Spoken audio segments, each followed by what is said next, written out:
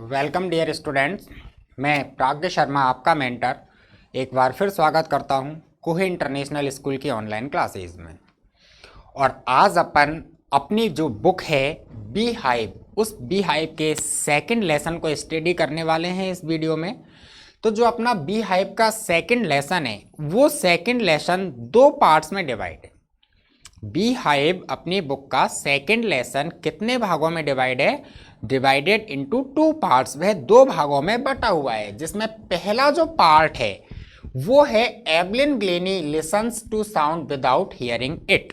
कि Evelyn Glennie आवाज को बिना सुने सुनती है, साउंड जो ध्वनि होती है उस ध्वनि को लिसन्स सुनती है विदाउट हियरिंग, बिना सुने। है ना बड़ी अजीब की बात कि बिना सुने आवाज को सुन लेना। तो एक कैरेक्टर है, एक लड़की है जिसका नाम है एवलिन ग्लेनी।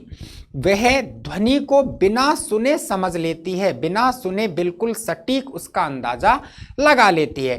उसका डिस्क्रिप्शन है, उसके बारे में फर्स्ट पार्ट है। और सेकंड पार्ट जो है वो है the shehnai of Bismillah Khan. एक बहुत ही अच्छे, बहुत ही प्रसिद्ध विश्वविख्यात शहनाई वादक हुए थे भारत देश के अंदर, जिनका नाम था बिस्मिल्लाह खान। तो उनके जीवन वृतांत के बारे में और उनसे जो कंटेम्प्रेरी, उनके समकालीन जितने भी संगीतज्ञ थे उनके बारे में है। क्लियर है? तो बी हाइव सेकंड जो लेसन है वो दो भागों में है। फर्स्ट एवलिन ग्लेनी का जीवन वृत्तांत है और सेकंड बिस्मिल्लाह खान और उनके समय में जितने भी संगीतज्ञ हुए उनके बारे में। तो आज अपन जो है स्टडी करने वाले हैं इस लेसन के फर्स्ट पार्ट एवलिन ग्लेनी वाले पार्ट की, कि एवलिन ग्लेनी कौन थी, क्या थी, किस प्रकार से इसने संगीत को चुना और किस प्रकार संगीत को चुन करके इसने एक विश्वविख्यात ख्याति प्राप्त कर ली। तो देखिए, चैप्टर का नाम है द साउंड ऑफ म्यूजिक, कि अपने सेकंड लेसन का नाम है द साउंड ऑफ म्यूजिक, जो आधारित है एवलिन नाम की एक महिला, एवलिन नाम की एक लड़की के जीवन वृतांत के ऊपर। क्लियर है कि इस चैप्टर के अंतर्गत क्या है, कि इस चैप्टर में बताया है उन लोगों के जीवन वृतांत को दर्शाया है जो लोग कहीं ना कहीं अयोग्य थे। क्या थे? कहीं ना कहीं अयोग्य थे। ईश्वर ने उनको कहीं ना कहीं कोई विकृति प्रदान कर दी, ईश्वर ने उनसे कुछ ना कुछ ले लिया। जन्म से ही कैसे थे? कहीं ना कहीं विकलांग थे, शारीरिक रूप से या मानसिक रूप से, लेकिन उन्होंने अपने दृढ़ संकल्प, अपने मजबूत इरादे और अपनी अटूट प्रयास जो थे उनके माध्यम से इस पूरे के पूरे संसार में एक मुकाम प्राप्त किया, एक सफलता हासिल की। और कहीं ना कहीं वो करके दिखाया जो आम एक पूरी तरह से सुयोग्य व्यक्ति जो होता है वह भी नहीं कर पाता। तो उसी में एक कैरेक्टर है एवलिन ग्लेनी, जिसकी आज अपन स्टडी करने वाले हैं। क्लियर है? तो देखिए, एवलिन ग्लेनी का जो चैप्टर है उस चैप्टर को समझने के लिए अपन को कुछ कैरेक्टरों के बारे में जानना जरूरी है, क्योंकि इस चैप्टर में कुछ कैरेक्टर आए हैं, कुछ चरित्र हैं जिनके बारे में अपन यहाँ डिस्कस करते हैं कि इस चैप्टर में कौन क्या क्या है। क्लियर है? तो देखिए, फर्स्ट जो कैरेक्टर है वो तो ये खुद एवलिन ग्लेनी एक लड़की है। कहाँ की है? A young girl from Scotland. कि एवलिन ग्लेनी स्कॉटलैंड की एक युवा बालिका है, एक यंग गर्ल है जो ये एवलिन ग्लेनी है। क्लियर है? दूसरा कैरेक्टर आता है इसमें इजाबेल ग्लेनी। कौन आता है? आइजाबेल ग्लेनी। ये आइजाबेल ग्लेनी जो है ये कौन है? तो ये आइजाबेल ग्लेनी जो है इस एवलिन ग्लेनी की मदर है, कि mother of Evelyn Glennie. Isabel Glennie कौन है? एवलिन ग्लेनी की मदर है। क्लियर है? ठीक। देखिए, थर्ड कैरेक्टर, अब थर्ड कैरेक्टर जो आता है वो आता है इसमें जेम्स बैलेट्स। कौन है? James ballets. जेम्स बैलेट्स कौन है? Master of परक्यूशनिस्ट। परक्यूशनिस्ट, परक्यूशनिस्ट का मतलब होता है ताल वादक। कौन होता है?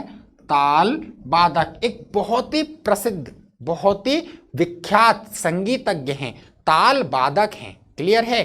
थर्ड कैरेक्टर हुआ। फोर्थ कैरेक्टर की बात करें तो फोर्थ कैरेक्टर आते हैं इसमें रॉन फ्रॉप्स। कौन है? रॉन फ्रॉप्स। ये रॉन फ्रॉप्स कौन है? ये रॉन फ्रॉप्स भी ए परक्यूशनिस्ट, एक ताल वादक हैं। अपन ये कह सकते हैं कि रॉन फ्रॉप्स जो हैं वो teacher of Evelyn Glenny, Evelyn Glenny के कौन है, शिक्षक हैं। अर्थात एवलिन ग्लेनी जिस विद्यालय में, जिस संस्था में संगीत की शिक्षा प्राप्त करती है, वहां पर ये संगीत सिखाने का काम करते हैं। क्लियर है। इसके बाद फिफ्थ कैरेक्टर आता है इस चैप्टर के अंदर, एन रिचलिन। कौन आता है, एन रिचलिन। तो ये एन रिचलिन कौन है, तो एन रिचलिन के बारे में देखिए, ए मेंबर ऑफ बैथबोन फंड। ये बैथबोन फंड एक संस्था है जो कि गूंगे बहरे बच्चे जो होते हैं उन बच्चों के लिए कहीं ना कहीं सहायता प्रदान करने का काम करती है। कि बैथबोन फंड एक संस्था का नाम है जो कि कहीं ना कहीं फिजिकली डिसेबल्ड, शारीरिक रूप से जो अयोग्य बच्चे होते हैं उन बच्चों को आर्थिक रूप से या फिर और किसी रूप में सहायता प्रदान करने का काम करती है। तो जो ये एन रिचलिन है, ये एन रिचलिन उस बैथबोन फंड नाम की जो संस्था है उससे जुड़ी एक महिला है, उसी की एक सदस्य है। क्लियर है। तो इस प्रकार से ये 5 कैरेक्टर हैं चैप्टर एवलिन ग्लेनी के जीवन वृतांत में। ठीक, अब अपन लाइन टू लाइन स्टडी करते हैं एवलिन ग्लेनी के जीवन वृतांत को। तो एवलिन ग्लेनी के ऊपर चलते हैं अपन। देखिए कि the sound of music part first, Evelyn Glennie listens to sound without hearing it. कि एवलिन ग्लेनी बिना सुने साउंड, ध्वनियों को सुन लेती है। टाइटल ही बड़ा जोरदार है, सुन के बड़ा अजीब सा लगता है कि सुनती भी नहीं है और सुन भी लेती है ना, कमाल की बात। देखिए तो इसको अपन स्टार्ट करते हैं। तो चैप्टर स्टार्ट होता है बिफोर यू रीड, कि आप चैप्टर को पूरा पढ़ें उससे पहले कुछ चीजें हैं जिनको आप समझें, जिनके बारे में आप सीखें। तो देखिए फर्स्ट लाइन है, God may have taken her earring, her hearing. Hearing, hearing का मतलब है यहाँ पर सुनने की शक्ति। क्या मतलब है यहाँ पर, हियरिंग का मतलब श्रवण शक्ति, सुनने की क्षमता या सुनने की शक्ति। क्लियर है। देखिए God may have taken her hearing, भगवान ने उसने सुनने की शक्ति ले ली थी। भगवान ने उसके सुनने की शक्ति को ले लिया था। बट लेकिन ही हैज गिवन हर, लेकिन ही उसने, उसने किसने, अर्थात गॉड ने। ये ही किसके लिए आया है यहाँ पर, गॉड, ईश्वर के लिए, कि भगवान ने उसके सुनने की शक्ति को ले लिया। But he has given her back, उसने उसको अर्थात एवलिन ग्लेनी को बैक, कुछ वापस दिया। एक्स्ट्रा ऑर्डिनरी, एक्स्ट्रा ऑर्डिनरी का मतलब होता अद्वितीय, विलक्षण सा। कि भगवान उसके सुनने की शक्ति को तो ले सकता है, उसके सुनने की शक्ति को ले भी लिया, लेकिन उस सुनने की शक्ति को लेने के बदले में उसको समथिंग एक्स्ट्रा ऑर्डिनरी, कुछ विलक्षण सा प्रदान भी किया। व्हाट वी हियर, हम क्या सुनते हैं। व्हाट वी हियर, हम क्या सुनते हैं, अर्थात जो कुछ हम सुनते हैं। व्हाट वी हियर, वो सारी चीजें, जिन सारी चीजों को हम सुनते हैं, सी फील्स, वह महसूस करती है। मैं बोल रहा हूं, आप सुन रहे हो ना, तो जो कुछ भी मेरे द्वारा बोला जा रहा है वो आपको सुनाई दे रहा है। लेकिन एक एक्स्ट्रा ऑर्डिनरी क्वालिटी की बालिका जिसका नाम एवलिन ग्लेनी है, वह इस चीज को क्या करती है, महसूस करती है, सुनती नहीं है। सी फील्स इट, वह इसको महसूस करती है। Far more deeply than any of us, far, बहुत ज्यादा, डीपली, गहरे रूप में, कि बहुत अच्छे रूप में, बहुत ज्यादा गहरे रूप में, देन एनी ऑफ अस, हम में से किसी की तुलना में। कि हम जितने भी मानव सुनने के लायक हैं वो उतना अच्छा किसी चीज को सुन नहीं सकते हैं जितना अच्छा वह उस चीज को महसूस कर सकती है। That is why she expresses music so beautifully, और that is why, यही कारण है, यही रीजन है कि वह महसूस कर सकती है। यही कारण है जिन कारणों से सी एक्सप्रेसेज, वह अभिव्यक्त करती है, वह प्रदर्शित करती है म्यूजिक, संगीत को, सो ब्यूटीफुली, इतनी सुंदरता से, कि हम जिस चीज को सुनते हैं वह उस चीज को हमसे भी कहीं ज्यादा अच्छे रूप में महसूस कर सकती है। और यही गुण है जिस गुण के कारण वह संगीत को इतनी सुंदरता के साथ, इतने मधुर रूप में प्रस्तुत करती है। Read the following account of a person, किसी व्यक्ति के इस अकाउंट को, इस पूरे के पूरे विवरण को पढ़ो। Who fought against a physical disability, जो कि एक शारीरिक योग्यता के विरोध में, शारीरिक योग्यता के खिलाफ लड़ता है, and made her life a successful story, और अपने जीवन को एक बहुत ही सफल कहानी का रूप दे देता है।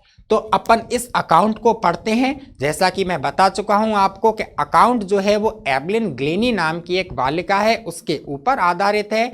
उसने किस प्रकार से अपनी ज़िंदगी को आगे बढ़ाया, उसकी ज़िंदगी को आगे बढ़ाने में किस किस प्रकार की समस्याएं आईं, इस चीज़ के बारे में अपन को स्टडी करनी है। तो देखिए, first line of the lesson, rush hour crowds jostle for position on the underground train platform. देखिए, रस हावर का मतलब है व्यस्ततम समय। क्या मतलब है रस हावर का? व्यस्ततम समय,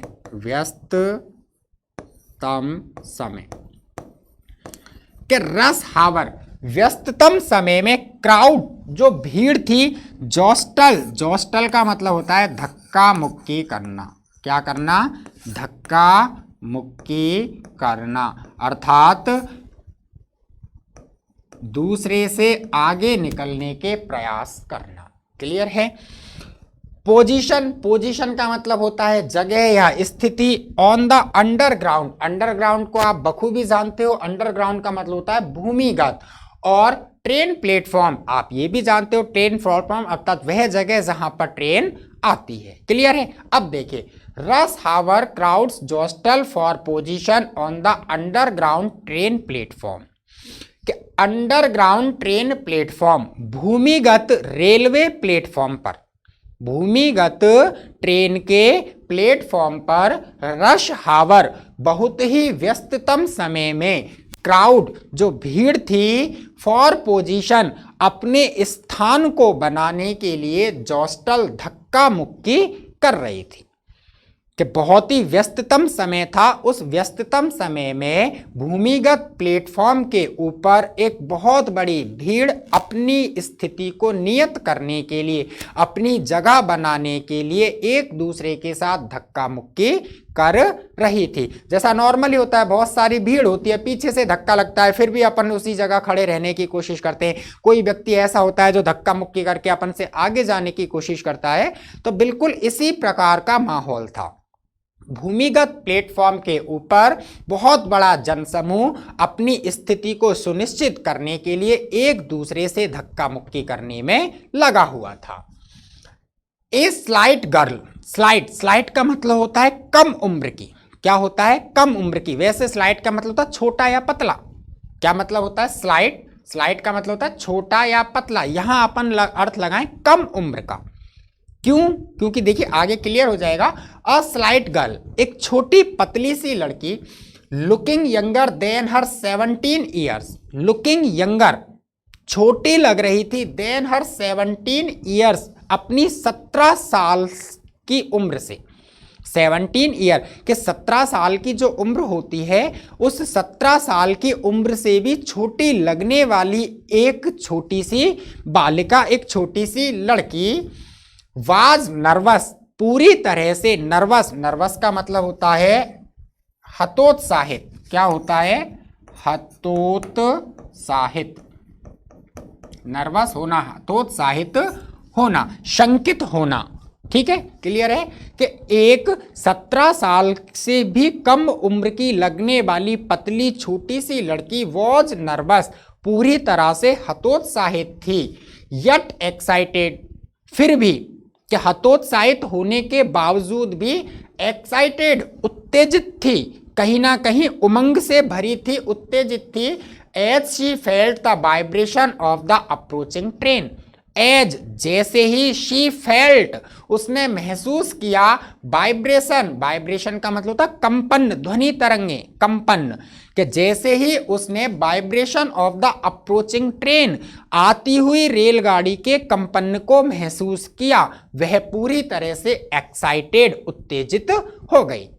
ठीक है? आया समझ में कि एक 17 साल से भी कम उम्र की लगने वाली पतली छोटी सी लड़की उस भीड़ को देख करके पूरी तरह से नर्वस थी, हतोत्साहित थी। लेकिन जैसे ही उस बालिका ने, उस लड़की ने आती हुई रेलगाड़ी के कंपनों को महसूस किया तो वह तुरंत ही बहुत ही ज्यादा उत्तेजित हो गई, उमंग से भर गई। It was her first day at the prestigious Royal Academy of Music in London and daunting enough for any teenager fresh from a Scottish farm.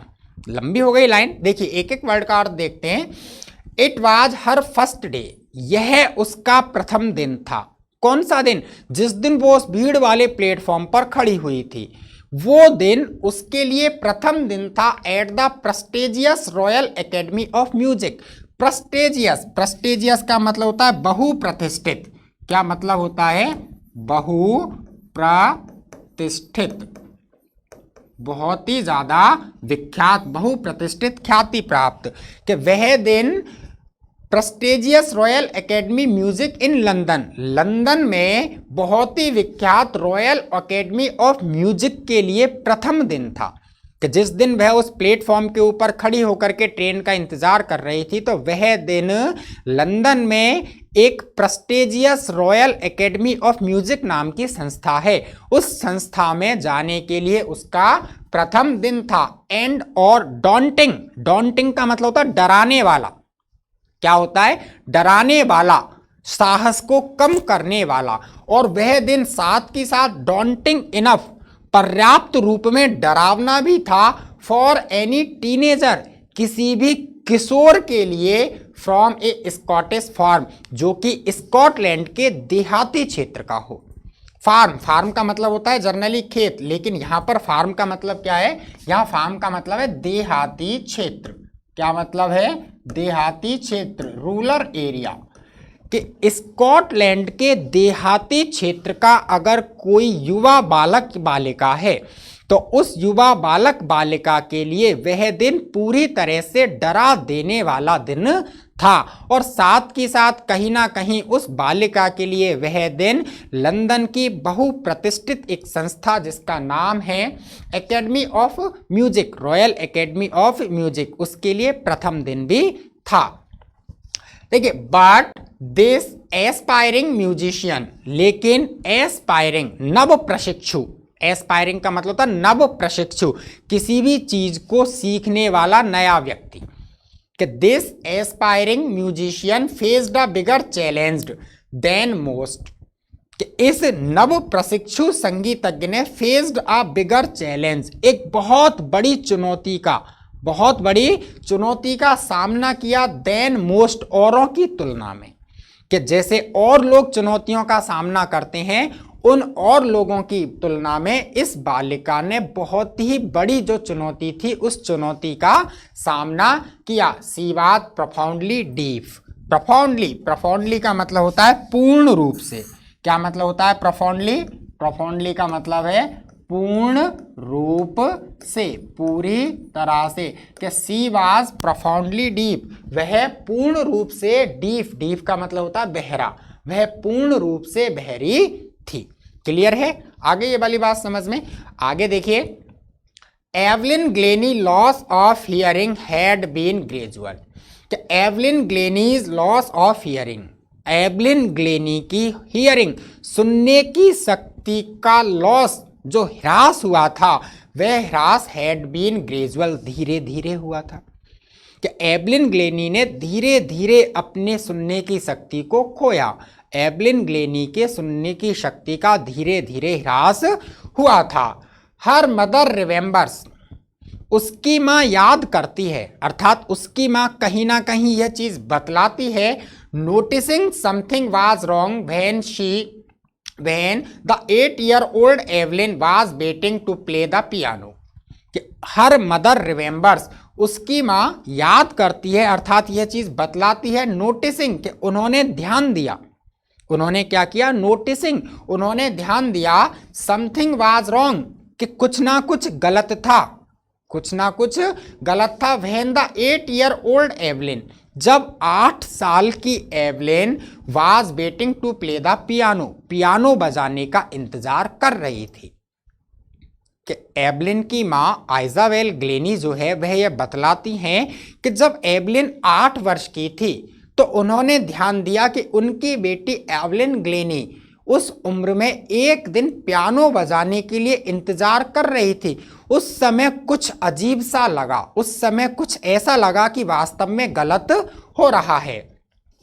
They called her name, उन्होंने उसको नाम लेकर पुकारा कि जब वह पियानो बजाने का इंतजार कर रही थी तो एवलिन की माँ ने कॉल्ड हर नेम, उसके नाम को पुकारा अर्थात उसको आवाज लगाई। And she did not move, लेकिन वह हिली नहीं। कि जब आवाज लगाई तो एवलिन आवाज को सुनकर के बिल्कुल भी हिली डुली नहीं। आई सडनली रियलाइज्ड, आई मैंने सडनली अचानक ही महसूस किया, रियलाइज्ड महसूस किया, शी हैड नॉट हियर्ड कि उसने सुना ही नहीं था। उसकी माँ कहती है कि तब मैंने ये चीज महसूस की कि शायद एवलिन ने मेरी आवाज को सुना ही नहीं था। सेज आइजाबेल ग्लेनी, आइजाबेल ग्लेनी ऐसा बतलाती हैं, वो बताती हैं कि किस प्रकार हुआ था। For quite a while Evelyn manage to conceal her growing deafness from friends and teachers. कि फॉर क्वाइट अ वाइल, कुछ समय के लिए, क्या, फॉर क्वाइट अ वाइल, कुछ समय के लिए।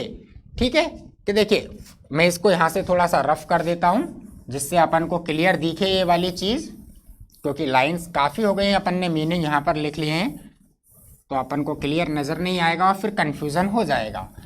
देखिए वापस आते हैं अपन अपने पॉइंट पर कि देखिए फॉर क्वाइट अ वाइल, कुछ समय तक तो एवलिन नाम की लड़की ने manage to conceal her growing deafness, अपनी बढ़ती हुई बहरेपन की जो कमी थी।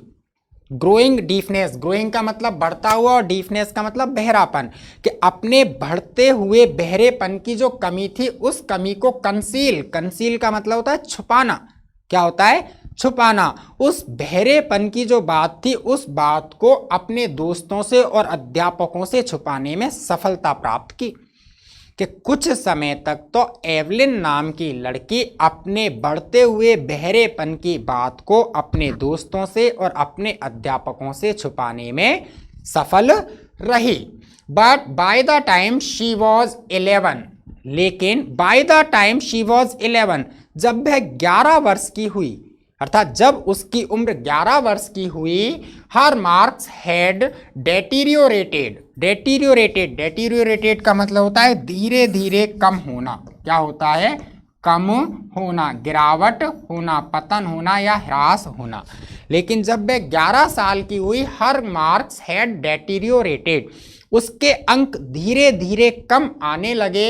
एंड हर हेड मिस्ट्रेस, और तब उसकी हेड मिस्ट्रेस प्रधान अध्यापिका ने अर्ग्ड, टिप्पणी की, हर पेरेंट्स, उसके माता पिता से, to take her to a, कि वह टेक हर, उसे लेकर जाएं, टू ए स्पेशलिस्ट, किसी एक स्पेशलिस्ट विशेषज्ञ के पास। कि जब 11 वर्ष की उम्र में एवलिन के पढ़ाई में अंक डेटीरियोरेटेड, धीरे धीरे कम होने लगे, तो उसकी हेड मिस्ट्रेस ने, उसकी प्रधान अध्यापिका ने इसके माता पिता को अर्घ, सुझाव दिया, एक तर्क दिया उनको कि आप अपनी बालिका एवलिन को किसी स्पेशलिस्ट, एक विशेषज्ञ के पास लेकर जाइए। इट वॉज देन डिस्कवर्ड, और जब वह विशेषज्ञ के पास लेकर गए, देन, तब, इट वॉज डिस्कवर्ड, इस चीज का पता लगा। डिस्कवर्ड का मतलब था खोजना, जानकारी मिलना, अर्थात पता लगना।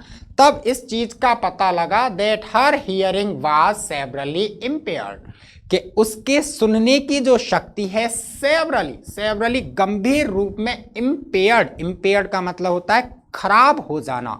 क्या होता है? इम्पेयर्ड, खराब हो जाना, बाधित हो जाना। कि जब उसके माता पिता उसको एक स्पेशलिस्ट के पास लेकर गए, तब जाकर के ये पता लगा कि एवलिन ग्लेनी की जो सुनने की शक्ति है वह गंभीर रूप में आहत हो चुकी है, खराब हो चुकी है as a result of gradual nerve damage. और यह किसका परिणाम है? यह ग्रेजुअल धीरे धीरे नर्व डैमेज स्नायु तंत्र की खराबी का परिणाम है कि धीरे धीरे इसके स्नायु तंत्र जो तंत्रिकाएं होती हैं उनमें खराबी आई और उस खराबी के कारण इसके सुनने की शक्ति बहुत ज्यादा रूप में क्या हो गई? प्रभावित हो गई। देवर एडवाइज्ड, तब देवर एडवाइज्ड, उनको सलाह दी गई that she should be fitted with hearing aids, कहे उसको, शी का मतलब उसको, उसका का मतलब एवलिन को, किसको? एवलिन को, कि she should be fitted with hearing aids, कि उसको अर्थात एवलिन को फिटेड, फिटेड का मतलब होता है लगा दिया जाना, कि उसको हियरिंग एड्स श्रवण सहायक उपकरण लगा दिए जाते हैं। क्या? तब डॉक्टरों ने उसके माता पिता को सुझाव दिया कि आपकी बालिका को हियरिंग एड श्रवण सहायक जो उपकरण है वो उपकरण फिटेड लगा दिए जाएंगे and send to a school for the deaf, और कहीं ना कहीं स्कूल फॉर द डीफ बहरे बच्चों के लिए जो विद्यालय होते हैं उस विद्यालय में भेज देंगे।